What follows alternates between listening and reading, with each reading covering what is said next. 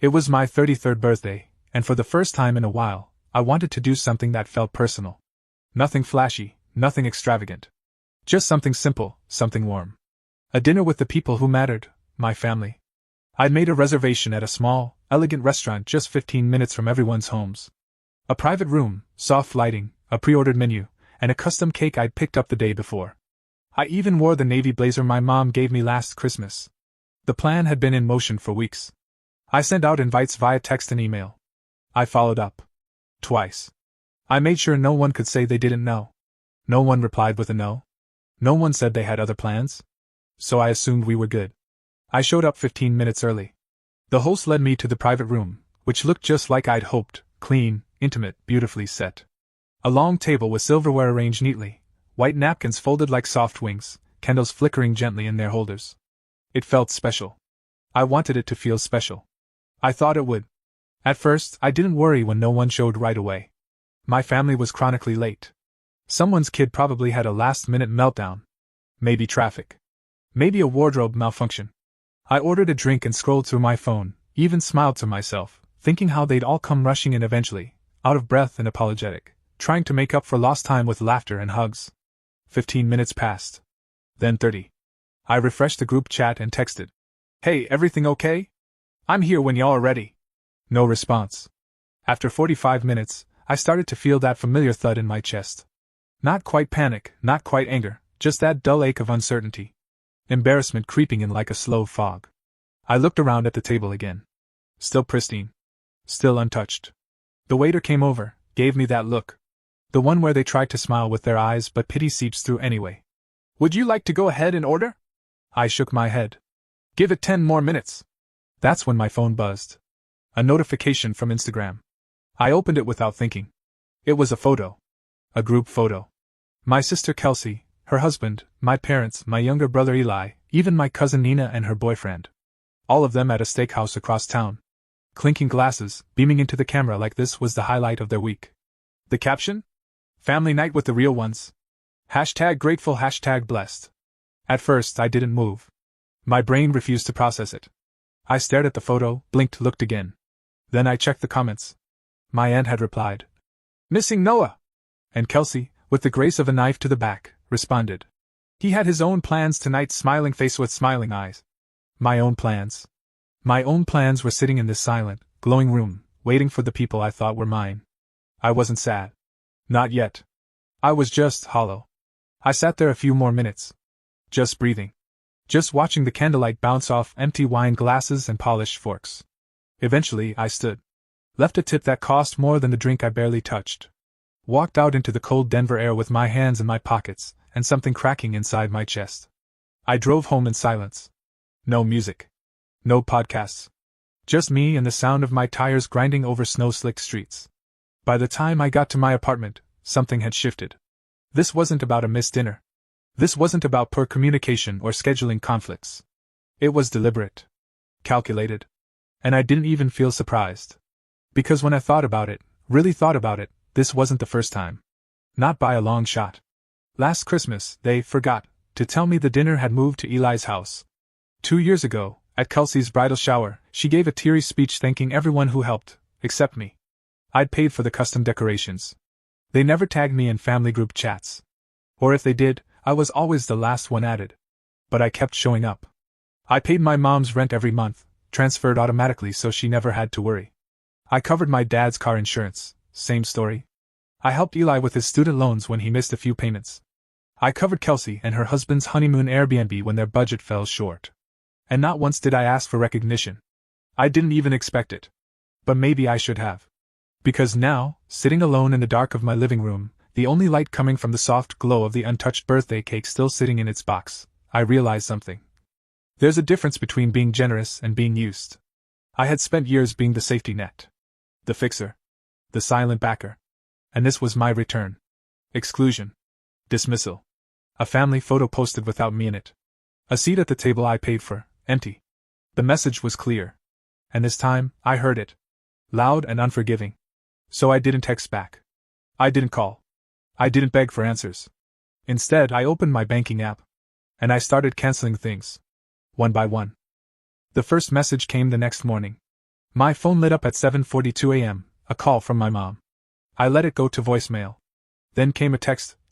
Hey sweetheart, I think something went weird with the rent this month. Maybe the system glitched? Just checking in. Love you, 2 hearts. A glitch. Not. Sorry we missed your birthday. Not. Are you okay? Not even. We messed up. Just. Why didn't the money show up? Then my dad texted a few hours later. Hey kiddo, got a notice from the insurance company. Looks like the payment didn't go through. Did your bank change or something? Call me when you fix it. Fix it. Like I dropped the ball. Like this was an oversight on my end, some forgetful little moment of human error. They had no idea I'd made a choice. No one connected the dots. No one thought, wait, maybe Noah's hurting. Or, maybe we did something wrong. Instead, it was just, where's our money? I didn't reply. I didn't need to. Because later that afternoon, the real storm hit. I posted a single story on Instagram. A photo of my birthday cake, still untouched, still whole. The caption read, Reminder, I'm the one who pays mom's rent and dad's car insurance. No tags. No names. No drama. But they saw it. Within an hour, my phone lit up like a slot machine. Kelsey was first. Are you serious right now? Then Eli. Dude, what is going on? Then the group chat. Mom. Noah, we saw your story. Is something wrong? Dad. Son, let's talk. What's happening? Kelsey. You're being dramatic. We didn't even know you cared that much about the dinner. Eli. Can we just chill for a sec? I didn't respond. Not because I didn't want to, but because I knew whatever I said wouldn't be heard. They'd already written their narrative. Noah's being oversensitive. Noah's overreacting. Kelsey even followed up with a voice note, her tone half annoyed, half dismissive. We didn't mean anything by it. It was just a spontaneous dinner. We thought you had plans. You're always doing your own thing anyway. I wanted to scream. I wanted to yell. My plans were with you.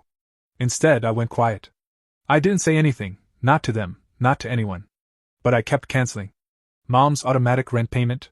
Gone. Dad's car insurance renewal? Cancelled. Eli's utilities? His now.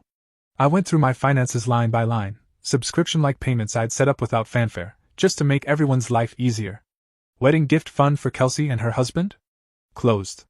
Emergency transfer history for Nina's medical bills? Archived. Every tiny contribution I'd made in silence for years, I erased them.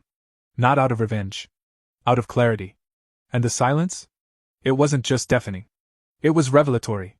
By day 3, the panic had spread. Eli sent a string of messages. Bro, the power company just called me. Wait, did you stop paying it? Man, you could have just told me. Mom sent another voicemail, this one cheerful, but tight at the edges. Just wanted to check again about the rent, sweetie. Maybe the payment's delayed? Anyway, love you. Kelsey dropped a story on Instagram, her and her friends at a brunch spot, clinking glasses, caption. At least some people show up, nail polish, medium light skin tone. I rolled my eyes. The irony was suffocating. Day 4, the calls got sharper. Dad texted. It's not like you to be this cold. Kelsey DM'd me.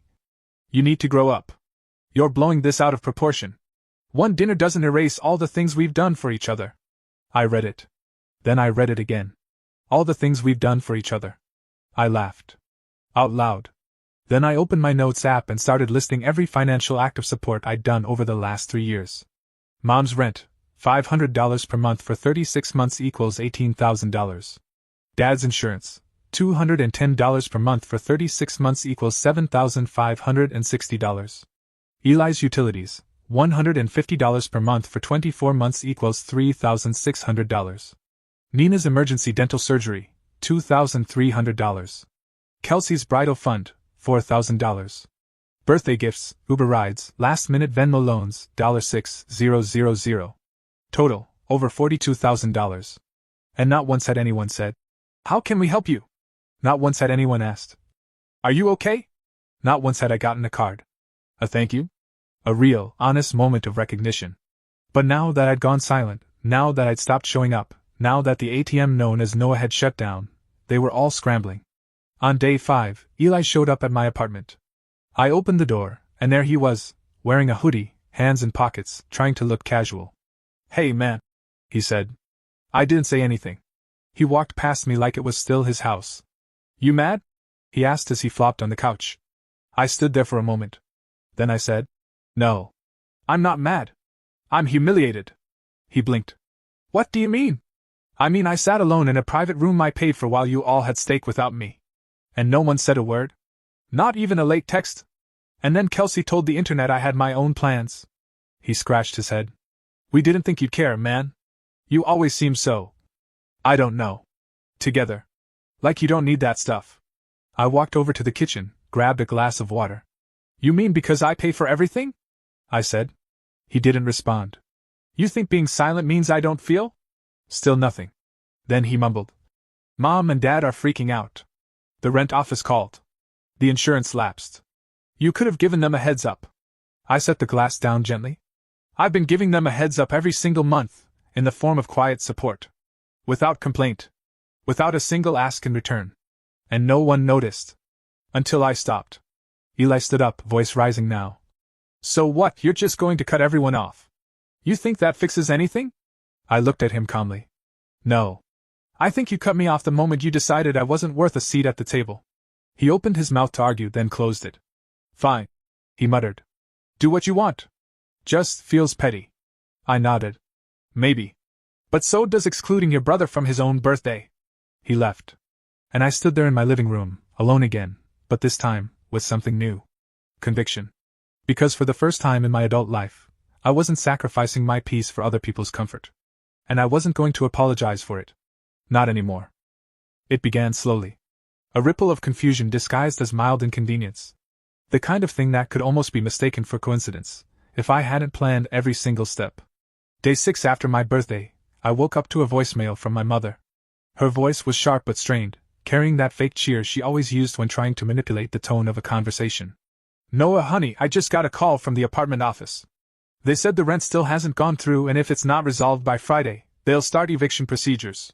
I told them it must be a banking error. Anyway, just wanted to check. Call me, okay?" I played the message twice. Once to hear it, again to feel it.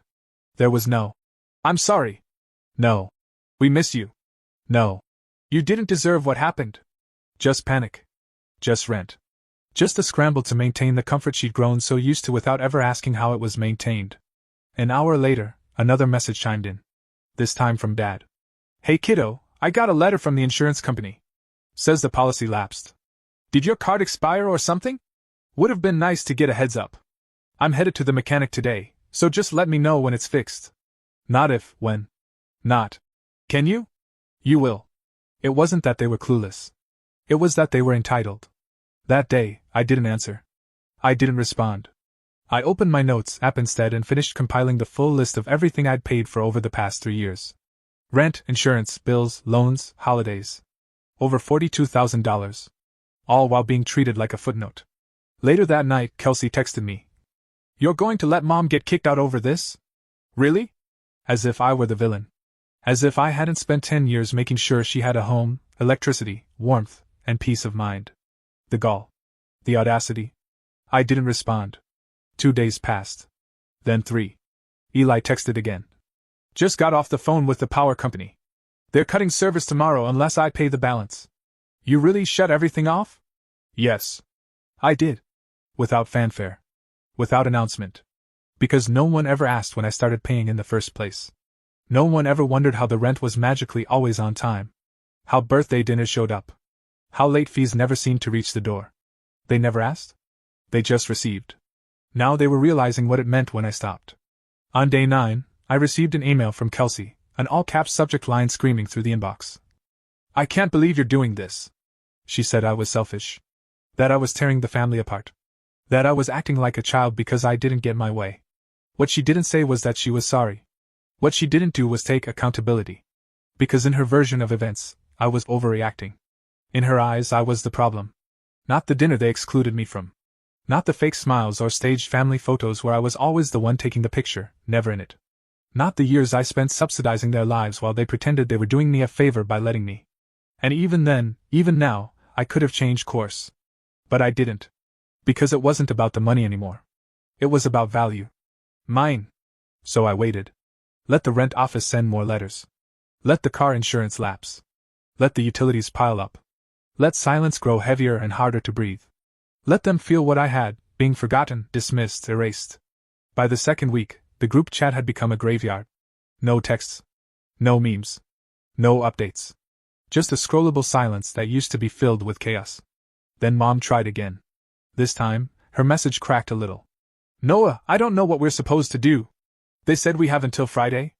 If not, they'll start the process. Why are you doing this?" I almost answered. Almost. But I didn't. Because she still hadn't said the word. The one that mattered. Sorry. She hadn't acknowledged what they did. She only acknowledged what they lost. So I stayed silent. I waited another week. 7 days of missed calls, frantic voicemails, and messages that bounced between pleading and guilt-tripping. On day 15, Dad sent a voicemail that made me stop mid-lunch. "Noah, listen. I don't know what happened. I know we've made mistakes. Your mom. Kelsey. Me too.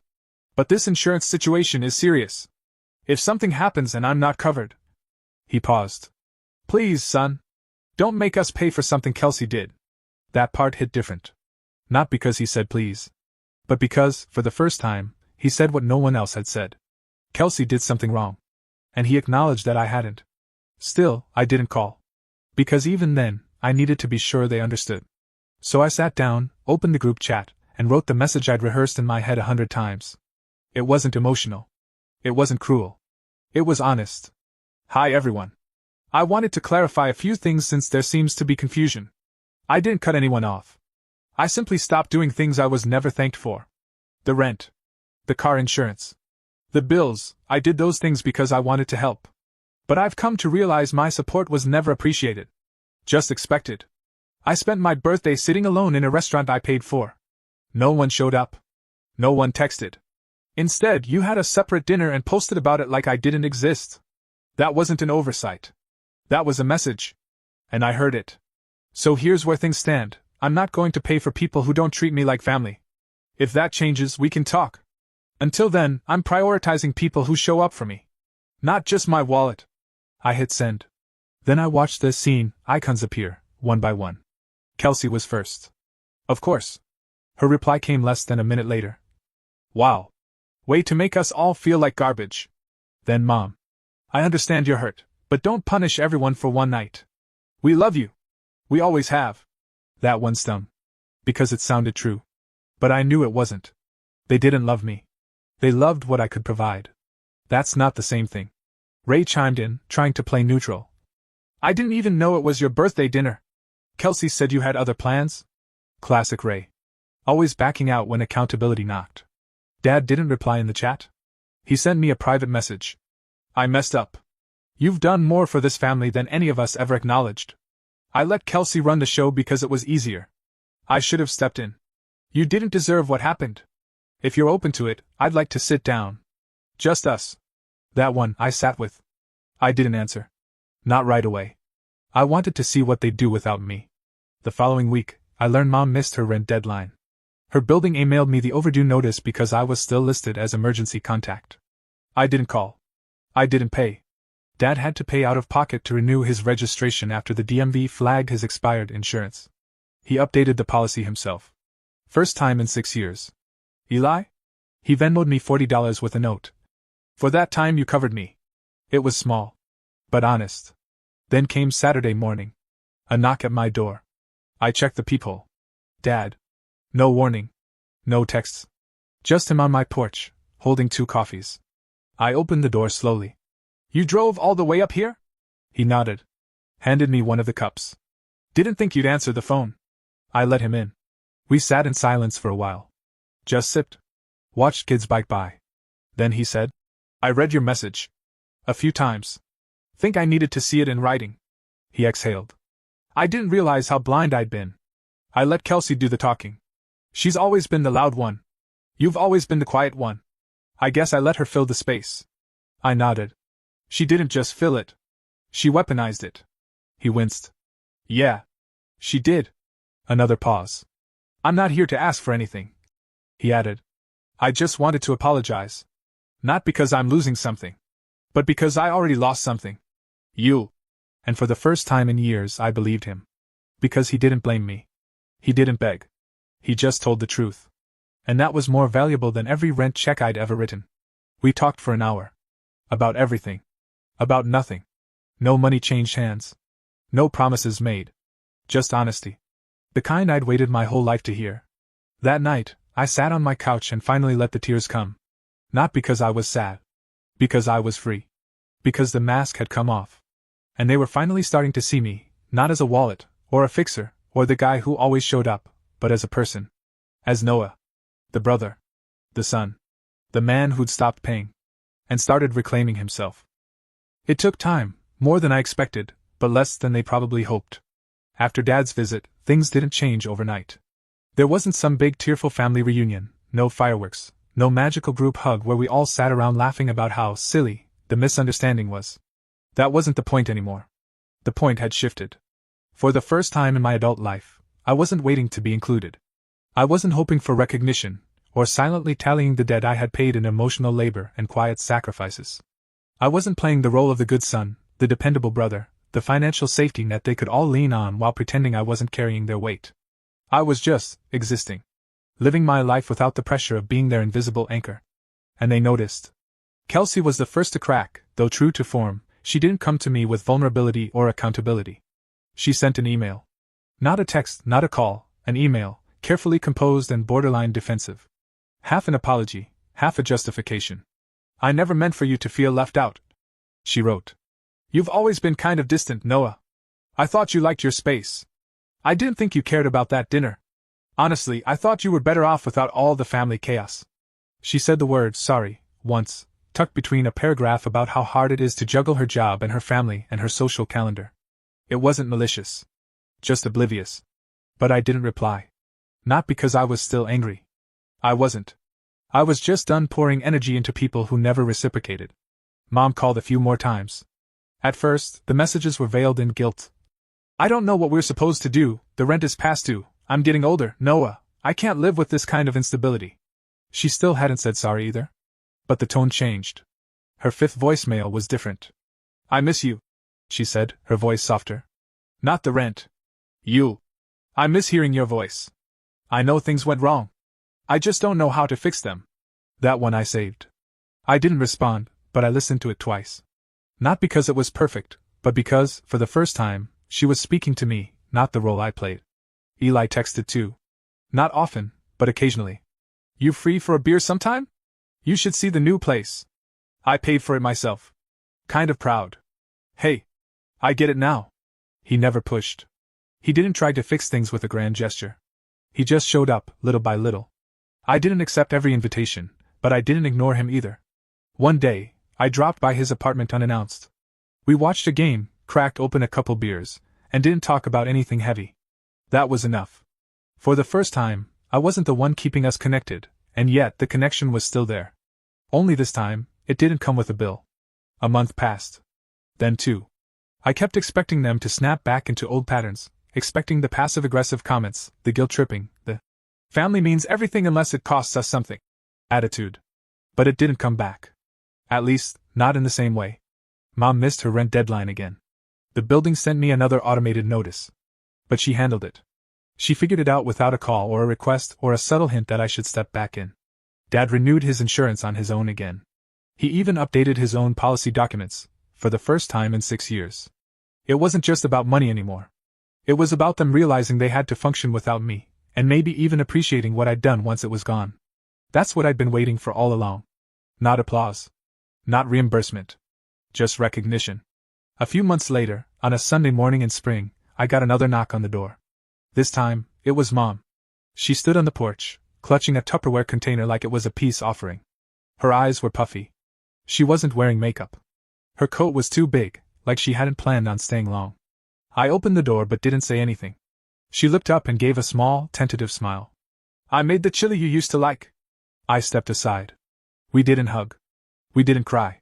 She walked into the kitchen like she used to, set the container on the counter, and looked around as if she'd forgotten the layout. Maybe she had. It had been years since she really looked at anything here. I poured us both some water and gestured to the couch. We sat. I don't expect you to forgive us, she said. I just want to talk. To start, somewhere. She didn't justify the birthday. She didn't try to downplay the years of silence. She just talked. About Dad's health. About how the rent had gone up. About how lonely the house felt without Eli or Kelsey or me around. And she asked how I was? Not what I could do. Not what I could give. But how I was. I told her the truth. That I was tired but lighter. That setting boundaries felt like coming up for air. That I missed the idea of family, but not the version I'd lived with for the last decade. She nodded. I think we all lost track of you, she said. You made everything so easy, we didn't notice you were bleeding. That was the closest she ever came to saying sorry. But it was enough. Because it wasn't the word that mattered, it was the clarity. That visit didn't fix everything. But it cracked something open. It made space. And from that space, something started to grow. Kelsey still posted pictures of her curated life. Brunches, gym selfies, perfectly filtered images of family dinners, with her friends. But the captions changed. No more subtle digs. No more smug pride. Just still images and silence. I didn't reach out. She didn't either. But for the first time, I felt okay with that. Some relationships didn't need to be repaired. They just needed to be removed. Ray never said anything. Which, honestly, felt on brand. Always neutral, always uninvolved, always convenient. I'd long since stopped expecting anything more. Dad called me again about 3 months after our porch conversation. He didn't want anything. He just wanted to tell me he'd started seeing a therapist. Don't laugh, he said. Old dog, new tricks. I didn't laugh. I just said, good. He asked if I wanted to grab coffee. Not to talk about the past. Just to check in. We did. A few times. It wasn't deep, but it was real. And I'd take real over perfect any day. And then came my next birthday. I didn't plan anything. No reservations. No cake. No group texts. I just turned off my alarm and let the morning happen. At around 10 a.m., Eli texted. Lunch? My treat. At noon, Dad called to say happy birthday and told me he was proud of me. At 2 p.m. I heard a knock. I opened the door to find Mom standing there with a small chocolate cake. No balloons. No theatrics. Just her. I didn't want to assume, she said. But I thought I'd try again. This time, I let her in.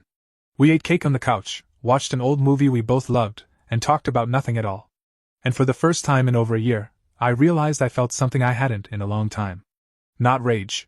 Not shame. Not exhaustion. Peace. The kind that comes not from being heard, but from knowing that you no longer need permission to exist. The kind that comes from standing your ground and realizing you're not standing alone anymore. I didn't go back to paying the bills. I didn't restart the auto payments. I didn't apologize for the silence, or for making them sit in it. But I did start something else. Conversations that weren't laced with obligation. Connections that weren't built on guilt. A family that, while still flawed, was beginning to understand that love isn't free. It's mutual. It's active. It shows up. Just like I used to. Only now, they had to meet me there. Not the other way around. So no, I didn't pay. I didn't apologize. And finally, after all those years, they saw me. There's a quiet kind of pain that comes from being taken for granted, not through harsh words or direct betrayal, but through years of silent expectation. It's the kind of pain that doesn't scream, doesn't bleed, doesn't leave visible wounds. Instead, it erodes you slowly. Softly. Until one day, you realize you've disappeared from your own life. This story isn't just about family. It's about value. About boundaries. About what happens when a person, year after year, gives without asking, shows up without question, supports without ever being supported in return. And what happens when they finally stop. The most powerful lesson here is this: kindness without boundaries isn't generosity, it's self-erasure. Noah spent over a decade being the silent helper. He paid bills. He solved problems.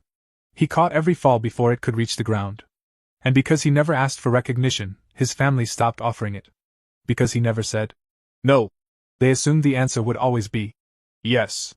Because he never asked for anything, they forgot he had needs too. It's easy to say. That's what family does. But the truth is, real love doesn't demand silence. Real family doesn't expect one person to carry the weight of many. There's a fine line between supporting the people you love and becoming the crutch that keeps them from standing on their own. And when someone only sees you as useful, not valuable, that's not love. That's utility. When Noah sat alone in that restaurant on his birthday, surrounded by empty chairs and a cake meant for people who never arrived, he didn't just feel forgotten, he felt invisible. And that invisibility wasn't new. It had just finally become undeniable. That moment, the one where his heart dropped as he saw the Instagram post of his entire family out to dinner without him, was a moment of clarity. Not anger. Not vengeance. Clarity. Because when people show you, over and over again, that they're willing to benefit from your presence without acknowledging your humanity, at some point you stop asking why, and start deciding when it ends. Noah's decision to stop paying wasn't petty. It wasn't revenge. It was truth. For the first time in his life, he stopped putting others' comfort above his own dignity. He didn't slam doors. He didn't raise his voice. He didn't wage war. He simply stopped. And in that silence, something extraordinary happened. They fell apart. Not because he punished them, but because they had no idea how much they relied on him until he wasn't there to hold the walls up. They had built lives on a foundation they never checked, never maintained, never appreciated.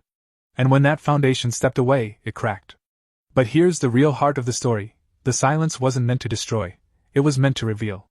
It revealed which relationships were built on convenience, and which had the potential to grow. It revealed who would show up only when it was easy, and who might be capable of showing up when it was hard. It revealed what happened when Noah no longer made himself small so others could stretch. And eventually it revealed a family that, however slowly, began to understand what they had lost, and why. Another vital lesson from this story is that you don't owe anyone your energy just because you share blood. Family isn't about obligation. It's about effort. It's about showing up, yes, but also listening, respecting, and reciprocating. It's about seeing people not for what they provide, but for who they are. Noah never needed his family to repay him financially. He didn't keep receipts. He wasn't looking for applause. He just needed to be seen. To be valued. To be remembered on the one day that should have been impossible to forget. When they missed that day, not by accident, but by choice, it wasn't just a scheduling conflict. It was a message. So he sent one back. Not in words, but in action. By removing the lifeline they had come to see as permanent, he reminded them that no act of love is guaranteed. That care, when unacknowledged, can disappear. That kindness, when exploited, turns into resentment. And that sometimes, the most generous thing you can do, for yourself and for others, is to stop enabling their blindness. In the end, Noah didn't return to being the provider. He didn't step back into his old role. He didn't re-enable the cycle. But he did begin to rebuild, slowly and intentionally. And only with the people who showed a willingness to meet him, not at the finish line, but at the start. The ones who apologized. The ones who changed. The ones who didn't just miss the money, but missed the man. Because that's the final truth in all of this. When you stop giving, you see who was actually there for you, and who was just there for the benefits. And when you hold that line long enough, the right people will either rise to meet you, or fall away. Both outcomes are gifts. So if there's one lesson to carry forward, it's this. Don't wait until you're empty to protect your peace. Don't apologize for needing reciprocity. Don't confuse being needed with being loved. And above all, don't be afraid to stop showing up for people who never learned how to show up for you. Because sometimes, it's in the quietest act of walking away that we finally become seen.